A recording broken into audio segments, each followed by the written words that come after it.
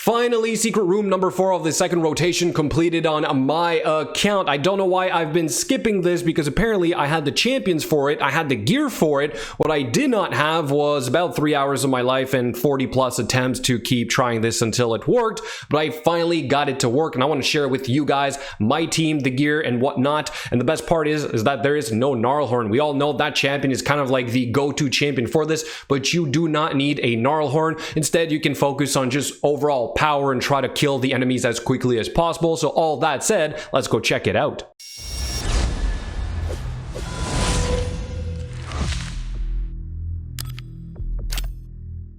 So before we get to the run, let me first go over some of these rare spirit champions that are really useful for this. If you're trying to do like a full auto team, chances are you're going to want to build something that's a little bit more stable, perhaps with some heals and some crowd control. For example, War Priest and Mother Superior from the Sacred Order are great for this. In the Barbarians, this is where we have our main damage dealers like Soulbound Boyar and Berserker. I've seen teams of literally 5 Soulbound Boyars to do this because of the AoE A1 with a stun set. Probably is going to make that a lot easier. As for the Lizard, we do have a Metal Shaper, which a lot of people probably build for the Scarab King, so he's certainly a good support champion. Does have a heal and a tiny little shield. Then for the Skinwalkers, we do have Gnarlhorn in there, so great champ. But if you don't have him like I do, then perhaps you can focus on other ones. I did see some teams that used the Raider here, another kind of damage dealer. Might not be needed, but she does have an AoE decreased speed that's always useful for something. Then we have another sort of support champion, but also AoE A1, which is Abyssal. I also ended up using that guy.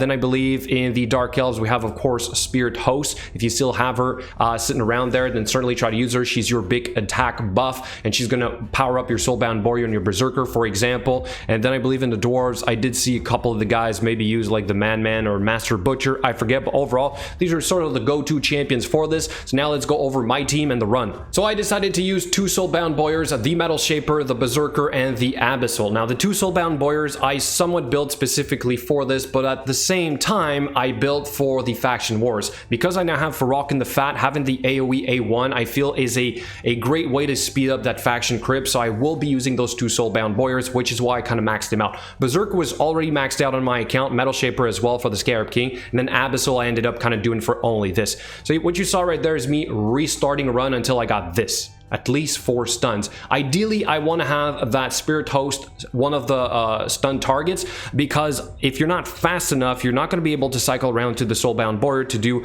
that turn meter reduction, right? But I am fast enough to lap them, therefore I can get this to work. But if you don't have more than 3 stuns right in the beginning, whether you have 2 stun sets, 3 or 4, whatever, I think it's going to be a lot harder. Of course, you need to also repeat that on the next waves and the 3rd wave, so it's not easy to get all that RNG. But I'm working with only 2 stun sets here.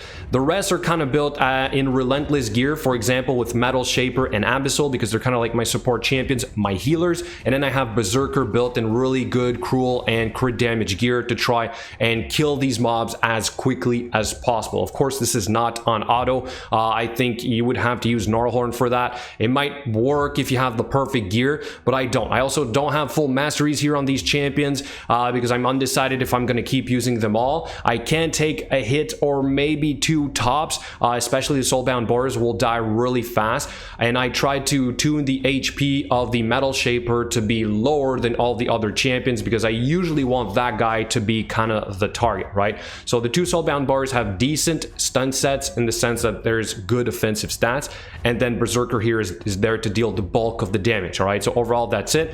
I would suggest you put a stun set on Abyssal instead of the Relentless set.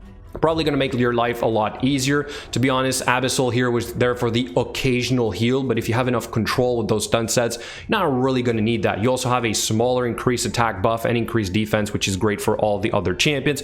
So overall, that's the first wave. On the second wave, I usually try to go for those 2 big guys in the front. I think they hit harder. Don't quote me on that. I tried a couple of times, obviously, and ended up kind of getting wrecked by those 2, right? So I do try to control them as quickly as possible. I try to go for max damage as quickly as possible, and then I use my Evil Eye on my Metal Shaper, which is pretty much the only guy that has Evil Eye right now, and as you saw right there, he is the target. Then we cycle back around to the Soulbound Boyars. We go for that 100% turn meter reduction on those 2 guys right in the front, and then we try to like snowball here with our Berserker. Pretty straightforward. I'm not too worried about the War Priest in the back because she buffs up first, if I recall correctly. I'm not sure about the one on the top left. I don't remember her kit, but overall I kind of went with whoever had you know, the weapons, like the little hatchets in her hands. The one in the middle in the back, she looks like she deals some damage, so whatever, I kind of went for her first, and then it ends up working for the second wave as well. I did not get extremely lucky with the stuns on this second wave, but maybe a little bit more towards the end. But for the final wave, I got a really lucky proc of stuns. Okay, I did right there, so I basically got some stuns here as well. Made my life a lot easier. I'm always trying to remember the Evil Eye proc from Metal Shaper, which target did I not hit yet, and then I kind of try to cycle around and hit them all. There you see me using that heal, and yes, I do have refresh accessories where I can to hopefully get those to proc and heal myself a little bit more often. So especially the Metal Shaper and the Abyssal, because they're the support champions, if you can have those refresh accessories, even better, you know what I mean? So anyway, let's fast forward to the third wave here, show you guys what's going on. Here I was also a little bit confused. I didn't know which guy to go for first. I don't remember their kits. I went for, once again, the kind of like the guys that look a little bit more dangerous. Those two spirit dwarves, I believe one of them hits relatively hard, and then of course you gotta land some stuns, right? So I got only two right there. Then again, I try to snowball here with my Berserker. Metal Shaper is the first target because he's lower HP. Then we go for Evil Eye procs on some of these guys. Again, I'm not quite sure who to pick right here. Decided, I believe, not to heal, go for AoE A1. So Abyssal again would be a little bit better with a stun set here. I think overall you're going to get a better use out of him. Then we go for that big Terminator reduction. We got to provoke on our Soulbound Boyar. We don't care, it's an AoE A1 and a stun set, so you kind of let that go. And then that's pretty much it here as well. Okay, that guy's going to revive, the one in the back right corner, when the other one, the other dwarf in front, is going to die. So just make sure you space them out so that you don't get caught with that other guy reviving where all your skills are on cooldown and you can't deal with it.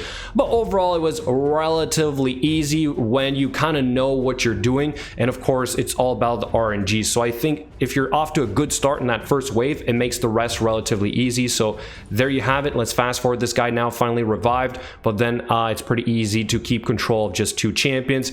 There you have it, done in about 6 minutes and 40 seconds. All right, now let's go over the gear of the champions. So we have Abyssal, number one here in a Relentless set. This is basically the gear from Sile of the Drakes, right? This is usually what she wears, and I use her for the Horror Doom Tower. So overall, that's it. I did do the skills. At this point, there's nothing else to do on my account. And yes, I did rank him up to 60 because I'm literally at that point. I'm ranking up champions for the secret rooms because I have nothing else to work on my account. I did not do the Masteries, however. I suppose getting to Evil Eye here would be great on this champion, even though it's only 5% because it's an AoE. But I mean, if you add up all the 5% of all the other champions, it does add up to about 15% with the two other Soulbound Boyars, so you might want to do that.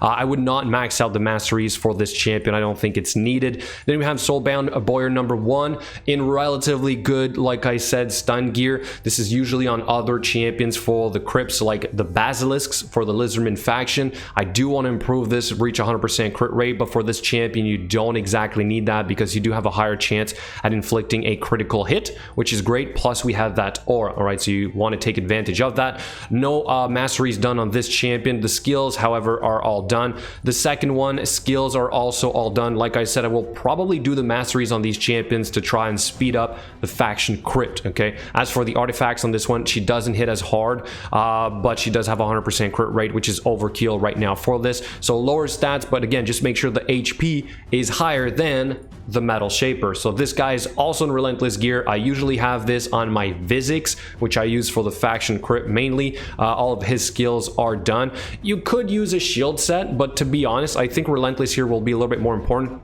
Not for this, but I think for the A3. If you can cycle around to the A3 a little bit more often, but also stealing the buff on the A1 is actually pretty decent. It might save you. So I do have the masteries completely done on this guy. We do have Evil Eye, and we have War Master if you want to get a little bit more damage out of him. If you're just doing this guy from scratch, this might not be needed though. Okay, and finally we have our Berserker MVP of this team. He's the one that dealt the bulk of the damage, really. He has my Yornday gear. Okay, so very impressive gear, I'm not gonna lie. 5.4k attack, 100% crit rate, 273% crit damage. You don't really care about accuracy all that much, and we do have some attack percent boots for this. We do have an attack banner. We do have a crit damage amulet, not fully maxed out because I was not going to spend more silver on this for the time being. All the skills are done, and then for the masteries, we do have flawless execution for the tier 6 because this guy already ignores defense. We did have some cruel pieces.